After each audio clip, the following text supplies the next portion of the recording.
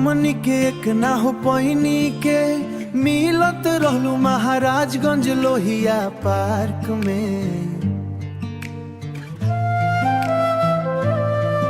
याद आवेला जब गइल रहनी के दर्जनिया ताल किनार में।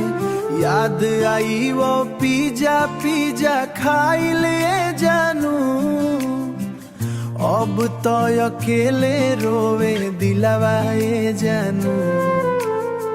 सब यादे आवेला ए जान, सब यादे लाए जान, रात भर तोहरे खातिर रोवे ई परान। सब याद आवेला ए जान। सुस्ता पुल नेपाल घूमत रहनी के, तोहरा संग सपना सजावत रहनी के, हाथ पकड़ के देखत रहनी समाज टूट गइल प्यार के नाम। नौका बिहार गोरखपुर आइसक्रीम खाइल, तोहरा हंसी पर दिलवा हम हराइल। अब दिनवा बस याद बन गइल, दिल के हर खुशी बर्बाद बन गइल।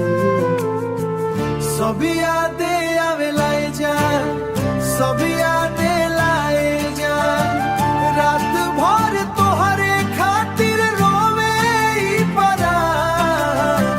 सब याद आवेला ए जान। GLV's इंटर कॉलेज के ओ रास्ता, आजू वो पूछेला तोहर वास्ता।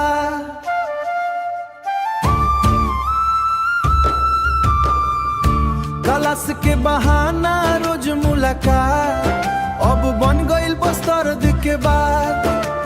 लोहिया पार के बेचिया सुना बा, तोहरा बिना दिलवा अधूरा बा।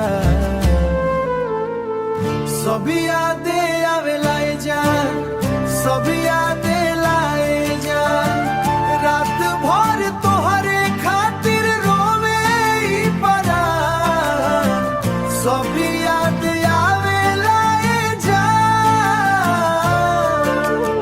दर्जनिया ताल के पानी कहेलात, सब यादे लाए जान। पका